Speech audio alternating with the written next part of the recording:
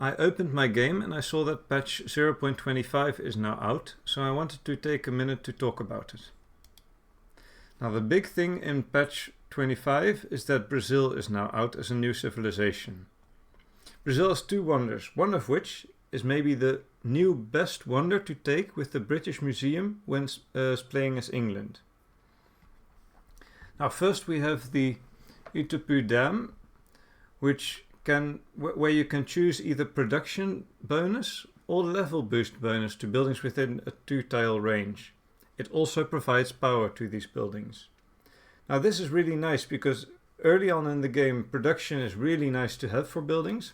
However, later on in the game, if you already have the Dyson Sphere upgraded a bunch, then having an extra 10 production isn't as big as having an extra 10 building levels in some cases. So it's a nice choice to be able to make. Now the second one is really interesting, and this is the one I want to look at more closely. The Cathedral of Brasilia. Now what this building does is if you have a production chain of buildings around it, all buildings of that chain in the whole map get boosted by the amount of buildings of the chain next to the wonder. So what you could do is you could choose workers as the output, and then any building that goes into producing workers works for the production chain. So you could have houses, apartments, condos with the whole chain of pizza, water, bread, cheese, etc. And this would give it, I think, a 13 production boost for all condos and apartments, which is really strong. Now later on in the game, when you're going for empire value, you could do the production chain of rovers in here. Now why rovers? Rovers have high empire value, not as high as Bitcoin. However, you produce 2 rovers per tick instead of 1 Bitcoin. So it is in total more empire value.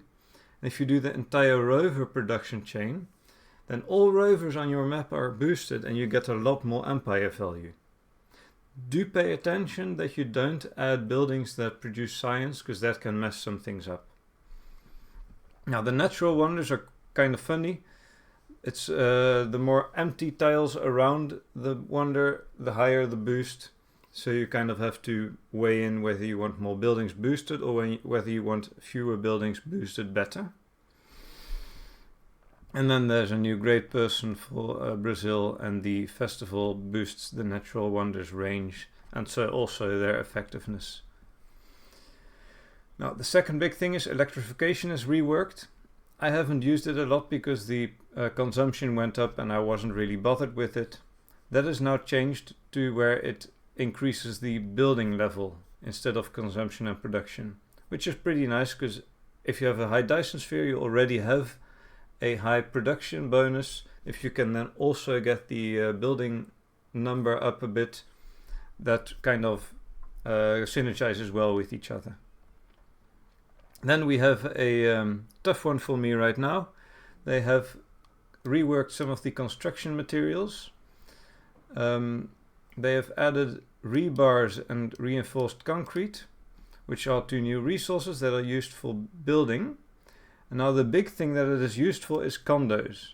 So before I would stack up a lot of concrete so I could quickly build condos. Now I would have to have reinforced concrete as well.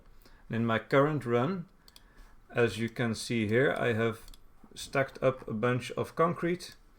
However, if I want to build the condos, that should now also cost reinforced concrete. So I should get on that real quick here. I don't even know if I have it researched yet. I do. So yeah, I can just build a bunch of this and build a bunch of rebar, and it should be fine.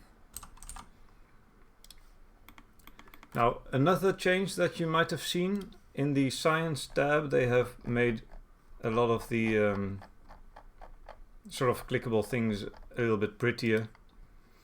And they also made the game run a bit smoother, so that is always a good change to have. Now let's see also the wonders that used concrete. Some of the wonders that used concrete now use reinforced concrete. So it's just a bit of a gameplay change, which I think is good. It's just the timing for my run is a little bit painful, but that is what it is. Then they have some new great people, where for these great people you can choose per run what you want them to boost. So you pick a building to boost, and then for that single run they boost that building until you rebirth. They have one per age. The trade map is now different. You don't have a boost if you have the same flag, but you have a boost if you are the same civilization. That means that if you want to use your country's flag just for representation in the game, and you don't want to have to change it for boosts, you don't have to do that anymore. The Swiss bank also got a small change. It can now access any warehouse or caravansary, basically all the resources you can trade with other players. So warehouses next to caravansaries and caravansaries. And you can also make sure that the Coty doesn't go out of the Swiss bank accidentally and fills up your base.